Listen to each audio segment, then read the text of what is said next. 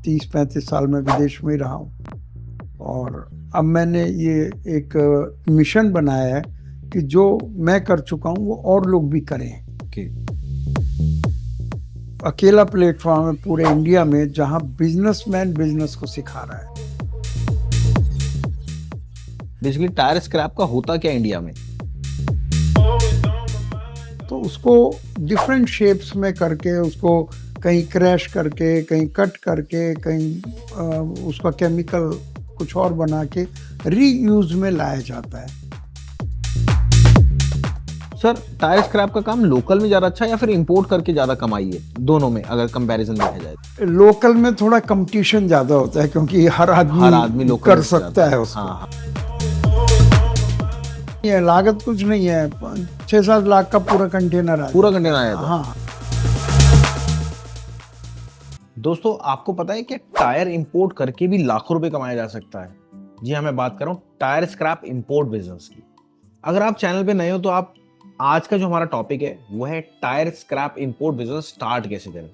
और बात करने के लिए डॉक्टर अशोक गुप्ता सर आ चुके हैं। सर, आपका बहुत बहुत नमस्कार। नमस्कार। आज हम दूसरे स्टाइल से करेंगे सेशन।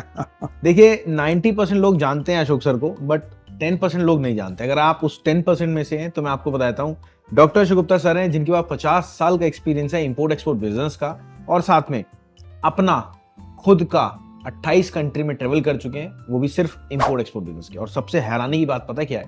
हैरानी की बात है, अभी तक सर ने लगभग 5000 कंटेनर इंपोर्ट करा भी चुके हैं लोगों को। तो चलिए स्वागत करते हैं सर का और स्टार्ट करते हैं सर से। तो सर, आपकी जो जर्नी है जी, ये 5000 कंटेनर, 28 कंट्री की, 50 साल की, इसमें आपने क्या सीखा है एक्चुअल में? राहुल जी, बहुत ही अच्छा क्वेश्चन किया आपने। बिल्कुल, क्योंकि ऊपरी बातें तो सब लोग बताते हैं जी। आपने मेरी कोर को जानने की देखिए, मैंने कभी ऐसा सपना नहीं लिया था कि मैं इंपोर्ट एक्सपोर्ट करूँ जी। By chance I happen to be in the thing. मैं अचानक इसमें मैं जयपुर रहता था, वहाँ इंपोर्ट एक्सपोर्ट का माहौल था। जी। तो मेरे मामा जी ने मुझे कहा तुम जाके इंपोर्ट एक्सपोर्ट करो। जी। तो मेरी शुरुआत हुई जर्मनी से। जी। और हम जयपुर में जवाहरात का कारोबार होता है, तो वही मैं से एज ए सैंपल ले गया और मैंने वहाँ से फिर वहाँ ऑफिस बनाया और वहाँ एस्टेब्लिश किया अपने आप को। 5 साल मैंने जर्मनी काम किया। 5 साल आपने जर्मनी काम, ठीक है। उसके बाद मैंने फिर 5 साल Dubai gold and diamond jewellery का काम किया और उसके बाद 25 साल मैंने यूएसए अमेरिका में भी मेरा main product gold and diamond jewellery ही था। तो ये मेरा पूरी जर्नी है कि जहाँ जिसमें 28 या और भी ज़्यादा कंट्रीज़ आ गए और मेरा रहना सहना भी करीब 30-35 साल में विदेश में ही रहा हूँ। और अब मैंने ये एक मिशन बनाया है कि जो मैं कर चुका हूँ वो और लोग भी करें। और इसलिए हम बैठे हैं, आपकी हेल्प ले रहे हैं, आपके स्टार्टअप इंडिया की। बिल्कुल। कि जो अकेला प्लेटफॉर्म है पूरे इंडिया में जहाँ बिजनेसमैन बिजनेस को सिखा रहा है। बिल्कुल। और सब जगह यूट्यूबर सिखाते हैं। तो आपके क्वेश्चंस का स्वागत है। बिल्कुल सर, सबसे पहला मेरा सवाल है, टायर स्क्रैप का होता क्या है? क्योंकि हमारा आज का टॉपिक ही टायर स्क्रैप के ऊपर है। बेसिकली टायर स्क्रैप का होता क्या इंडिया में? देखिए राहुल जी, टायर वो भी एक नेचुरल प्रोडक्ट है जी, और वो बहुत शॉर्टेज में है। कितना टायर स्क्रैप भी शॉर्टेज में? हाँ, क्योंकि टायर पेड़ से रबड़ निकलता है, तो पेड़ की कैपेसिटी है और यूज कितना होता है बहुत। दुनिया में हर जगह जहाँ भी व्हीकल है 4 पहिए तो उसमें चाहिए, लगेंगे। तो जब वो घिस जाता है टायर, तो फिर उसका क्या उपयोग हो? तो उसको डिफरेंट शेप्स में करके, उसको कहीं क्रैश करके, कहीं कट करके, कहीं उसका केमिकल कुछ और बना के रीयूज में लाया जाता है। तो और इंडिया भी एक बहुत बड़ा कंट्री है कि जहाँ व्हीकल बहुत ज़्यादा है और हमारी डिमांड बहुत ज़्यादा है हर चीज़ की, तो उस टायर स्क्रैप का भारत में बहुत बड़ा उपयोग हो जाता है। सर, टायर स्क्रैप का काम लोकल में ज्यादा अच्छा है या फिर इंपोर्ट करके ज्यादा कमाई है? दोनों में अगर कंपैरिजन देखा जाए तो? देखिए, दोनों में कमाई है।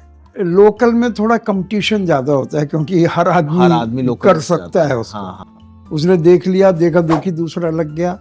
तो जैसे एक चाट की दुकान होती है तो उसके साथ 4 चाट की दुकान और खुल जाती है। बिल्कुल। बिल्कुल। तो ऐसे ही लोकल भी बहुत अच्छा है, लेकिन कंपटीशन को अगर कोई पैसा कम है और कंपटीशन को आप मेहनत कर सकते हो तो लोकल करो।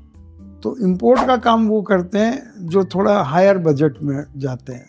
सर फिर भी एक टायर स्क्रैप अगर ऑन एन एवरेज देखा वैसे जाए, कुछ नहीं है, लागत कुछ नहीं है, 6-7 लाख का पूरा कंटेनर आ पूरा जाता कंटेनर है। आया था। हाँ, लेकिन फिर भी सोच तो बड़ी चाहिए। हाँ सोच चाहिए सर, ये कि बात मैं है। बाहर से लाऊंगा, बिल्कुल। तो आम आदमी शुरू ही नहीं कर पाता है। और ये आपका स्टार्टअप इंडिया है, ये इसकी विशेषता है कि नया आदमी भी शुरू कर सकता शुरू है। कर पाता है। जी। ठीक है। अब सर अगला सवाल है, बिजनेस में इन्वेस्ट तो आपने बता दिया 6-7 लाख रुपए का है। हाँ जी। क्या कितने कंटेनर चाहिए अगर प्रॉपर कोई इंपोर्ट करना चाहता है नया मेंबर, कितने कंटेनर से वो शुरुआत कर सकता है? मैं तो कहता हूँ शुरुआत 1 कंटेनर से करो। अच्छा, सिर्फ एक कंटेनर? हाँ, जब आपका दिल खुल जाए, हाँ जी। 2 कर लो, 3 कर लो, 10 कर लो, 20 कर लो। दिल खुल जाएगा तो जेब भी खुल जाएगी। सही बात है। तो आप बढ़ा सकते हो, शुरुआत कम से करनी सर चाहिए। इसका स्टैंडर्ड क्या होता है? जैसे सपोज एक कंटेनर हमने इंपोर्ट कर लिया, जी। इसका मार्जिन कितने परसेंटेज का होगा? इंपोर्ट का जहां भी काम होता है, हम ये मान के चलते हैं 5 to 10% मार्जिन तो रखना कम है। क्यों? 1% के लिए लोग भागे भागे फिर रहे हैं। 1% 10% मंथली, मतलब 6 लाख का। 15% अगर किसी कंपनी का प्रॉफिट होता है तो वो ऐसे कहलाती है। बट सर मैं पर्सनली मैं पूछ रहा हूँ, आप हाँ एक जी। चीज समझना, हाँ जी। 10% का मार्जिन है, 6 लाख में 10% बचे पूरे महीने में, ये कैसे पॉसिबल? 6 लाख तो आप लोकल करो ना, रोज का रोज 1 लाख को 30 बार रोटेट करो।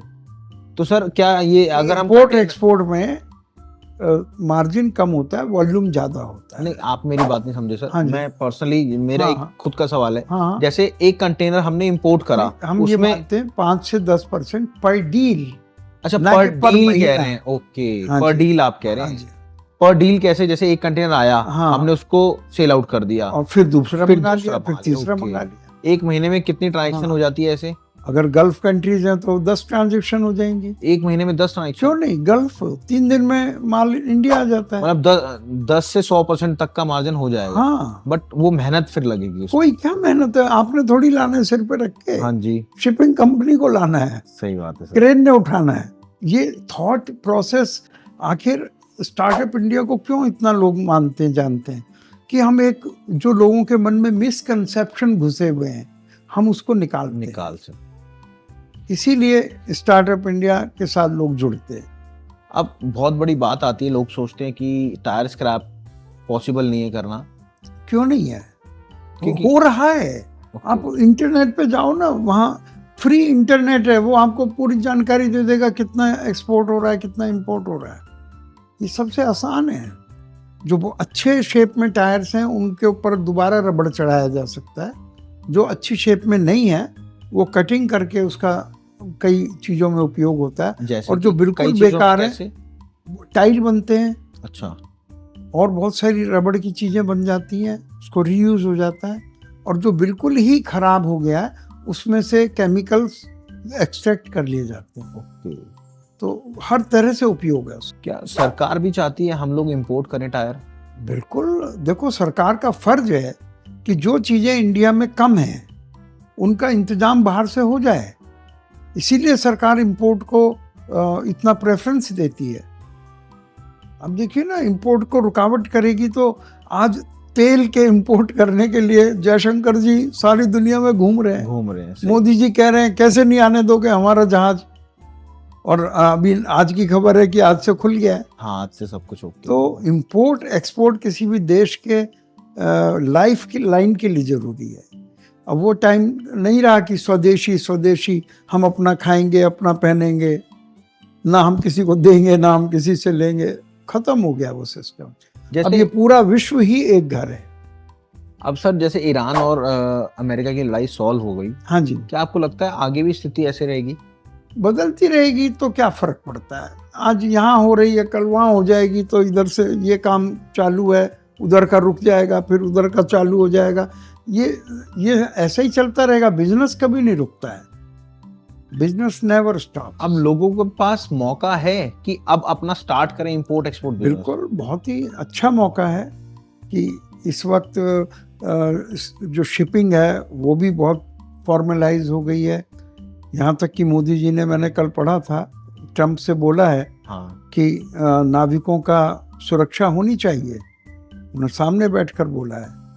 तो सरकारें इसका ध्यान रखती हैं कि विदेश व्यापार अच्छा चले अच्छा। और सही ढंग से चले।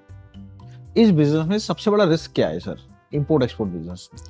बिना जानकारी के काम करना। कैसे मतलब? आपको ना तो डॉक्यूमेंट्स के बारे में पता है, ना कंट्रीज के बारे में पता है, वहाँ की सिचुएशन क्या है, ना आपको ये मालूम है कौन एग्जैक्टली खरीदेगा, डॉक्यूमेंटेशन क्या लगेंगे। आपने ऐसे ही देखा देखी कर लिया या गलत आदमियों के हाथों में पड़ गए, क्योंकि जब आप नए होते हैं और जानते नहीं हैं तो सामने वाला फौरन समझ जाता है कि आप नए आदमी हैं। वो नहीं चाहकर भी वो आपसे गलत काम करेगा। बिना जानकारी के या अधूरी जानकारी से काम करना, ये सबसे बड़ा नुकसान का। बाकी तो इतना अच्छा काम है। एक जगह माल पड़ा है, माल के पूरे पहाड़ लगे हुए हैं क्योंकि वो उनके काम नहीं आ रहा है, और एक जगह उसकी डिमांड है, बस एक पाइप ही तो लगाना है वहाँ से यहाँ तक। जैसे बांध में होता है, पानी में पाइप लगा देते हैं और बिजली बनने लग जाती है। ऐसे ही ये सामान का एक पाइप लगाना है और प्रॉफिट की बिजली बनेगी। बहुत आसान है राहुल जी। सर इसमें इंपोर्ट एक्सपोर्ट में कोई ऐसा तगड़ा मतलब फ्रॉड हुआ है लोगों के साथ जो आपकी नजर में? हाँ, बहुत होते हैं, रोज होते हैं। हम जानते हैं जैसे कि जैसे लोग बताना चाहोगे? बिना जाने पैसा भेज देते हैं इंपोर्ट के लिए। अच्छा। किसी अनजान आदमी को एडवांस भेज देते हैं। अच्छा। या उसको फोन करके कहते हैं आएगा तब हम यहाँ पैसा दे देंगे, देख कर दे देंगे। तब तक तो वो आदमी लेके पैसा चला ही जाता है। और मैं सरकार से बिल्कुल निवेदन करूंगा आपके प्लेटफॉर्म से कि ऐसे फ्रॉड को बचाने के लिए लोगों को बताएं कि इंपोर्ट एक्सपोर्ट क्या होता है। इसके बारे में तरह तरह के प्रोग्राम बना के पेश करें और अखबारों में दें कि ऐसे लोग काम ना करें जिससे कि फ्रॉड होता है। क्या इसमें बिजनेस में माफिया भी चलता है? जैसे लोकल लेवल पे तो माफिया चलता है, जैसे अभी एक मूवी भी आई थी धुरंधर 2, उसमें हाँ, कैसे माफिया को उड़ाया था। हाँ जी। क्या इस बिजनेस में भी माफिया चलता है? देखिए, माफिया का मतलब क्या है? जब पुष्पा पिक्चर देखी थी तो उसमें बहुत तगड़ा माफिया था, पर वो माफिया अलग लेवल का था। जी, वो अलग चीज का था। क्या इसमें भी ये माफिया है? देखिए, माफिया का मतलब काम करने वाले आपस में मिल गए हैं। ये तो हर जगह होता है। तेल इंडिया कितना खरीद रहा है, पेट्रोलियम। जो पेट्रोलियम बेचने वाले वो आपस में मिल जाते हैं। ओपेक हो गया, ऑयल प्रोडक्शन एक्सपोर्ट कंट्रीज। तो आप उनको माफिया थोड़ी कह सकते हैं, वो आपस में मिल गए हैं तो वो सारे कंट्रीज। तो जब लोग मिल के काम करते हैं वो माफिया, तो इसमें माफिया जैसा आप कह सकते हैं कि हो जाता है। लेकिन मैं कहूँगा ये जो स्क्रैप का काम है, ये इतना ऐसा काम है, इसमें माफिया कम है। ओके, मैं बस यही कह सकता हूँ, माफिया कम। आई होप आपको जानकारी समझ में आई होगी। अगर आप चाहते हैं सर से बात करना तो सर की खुद एक आप मीटिंग ले सकते हैं। दिए गए नंबर पे कॉल करें और स्पेशल मैम को बोले मेरे को सर से बात करनी है। सर आपको प्रॉपर वे में समझाएंगे, थोड़ा सा टाइम जरूर लेंगे। जैसे सर को फ्री टाइम मिलेगा आपको कॉल बैक आ जाएगा। आप पूरा प्रॉपर वे में सर से समझ सकते हैं। टायर छोड़ो, आपको कॉपर करना है, एल्युमिनियम करना है, कोई भी आइटम इंपोर्ट करनी है, हालांकि एक्सपोर्ट भी करनी है। 25 साल सर आपने लाइफ में एक्सपोर्ट करा है? एक्सपोर्ट ही किया, एक्सपोर्ट ही करा है, उसके बाद फिर इंपोर्ट करा। तो कहने का मतलब यही है कि अगर आप चाहते हैं अपने बिजनेस को आगे बढ़ाना तो आप बिल्कुल बढ़ा सकते हैं। आप ये मत सोचिए कि आप लोकल लेवल पे काम करेंगे आप बहुत जल्दी ग्रो आ जाएंगे। सर बहुत कंपटीशन है, बहुत ज्यादा कंपटीशन है। और यकीन मानना कि इंपोर्ट बिजनेस एक ऐसा बिजनेस है जो जहां तक लोग पहुंच भी नहीं सकते, यहाँ पे आप आए। और सबसे बड़ी बात, काम उससे सीखो जो ऑलरेडी काम कर रहा हो। मिलते हैं अगली बार। थैंक यू, आप यहाँ तक आए। मिलते हैं अगली बार। थैंक यू सर आने के लिए, बहुत बहुत थैंक यू।